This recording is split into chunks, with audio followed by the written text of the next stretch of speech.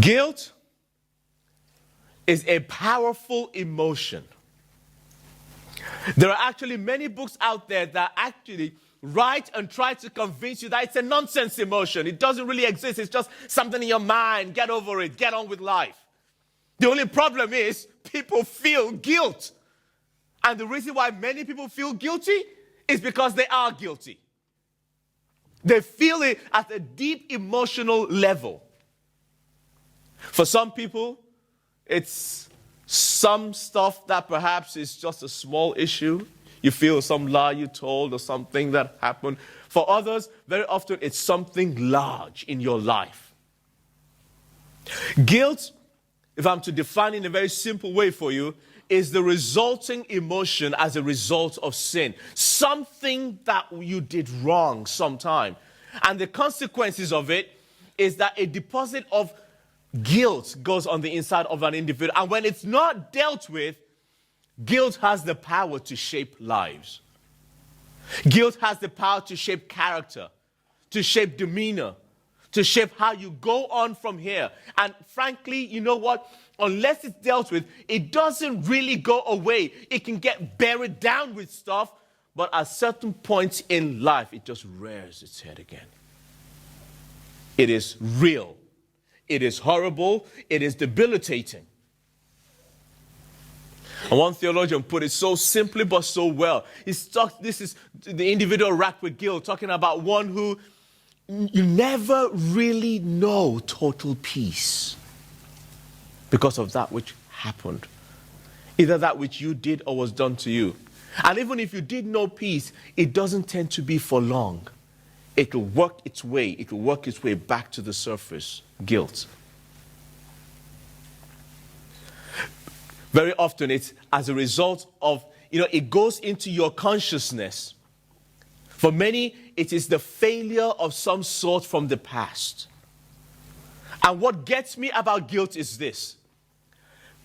Whether you're the perpetrator or the victim, it can just be so wrong-headed that even the victim feels guilty sometimes, depending on what it is.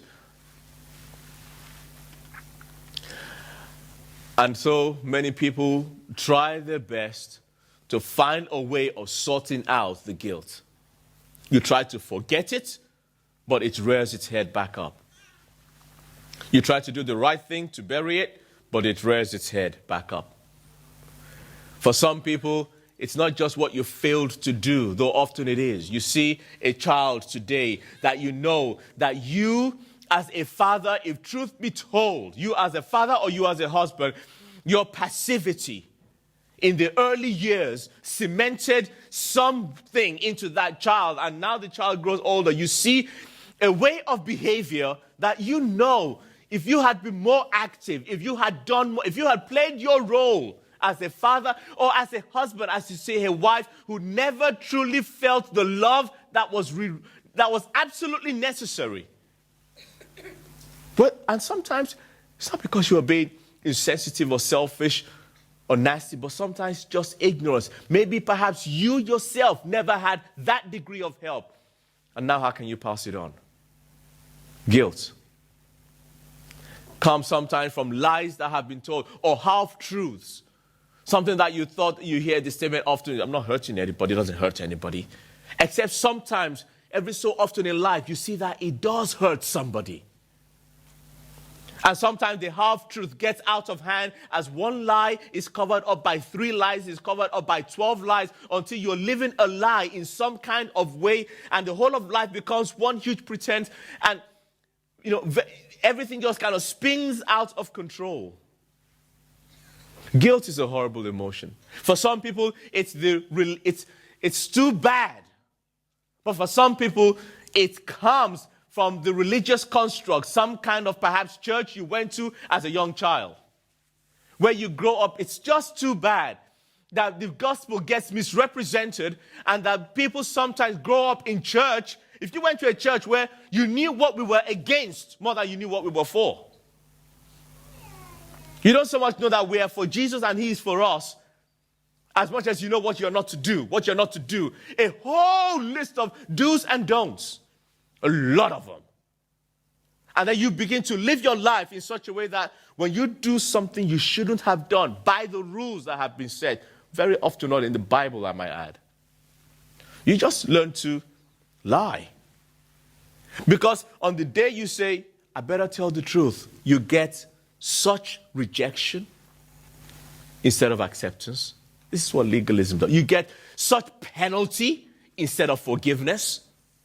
So you grow up having some kind of shaped heart where the individual learns to just be guilty. You just learn to be guilty all the time. I'm guilty. Because you grew up like that. And it's too bad that that which is the gospel, which the Bible calls good news, should be presented to people with a little add-on, and actually it is bad news. Guilt that goes so deep on the inside, it ties people up like in knots. Perhaps it's actions that you have taken, things that you have done that you shouldn't have done, not just the act of omission, but acts of commission. Decisions that you have made that has wounded other people and wounded the family in whatever way it is. Decisions that you have taken that till today, I heard one noted preacher who I love so much still do, who when he got married and went into a home where there were actually adopted children. He knew this from the beginning, and he's a lovely, delightful man, really. And he tells the story of how he says, I look back now. And he was an only child. He was male. He went to male boarding school. He went to, he was in the army. You know, women were just, and girls were very, he didn't know much. So when this guy gets married to a Christian woman who has adopted 9 girls, well, he doesn't know what to do. Most dads who they have a daughter and it's their biological child, when the child is young and cute, they're like, love you. Oh, just cute. Pink. Who doesn't like pink? I like pink. Cute. But listen, something tends to happen as little child begins to grow, begins to be 10 years old, begins to be 12 years old, begins to grow into womanhood, and sometimes fathers just don't know how to treat my child anymore. Where the boundaries are, and too bad, they keep quiet about it, and they don't figure it out to navigate, and the daughter needs them more than they realize. And when that isn't there, it can turn out in the daughter's life in all kinds of ways, seeking the love they never got, the affirmation from the father that never came, in the hands of a vicious person. For some people,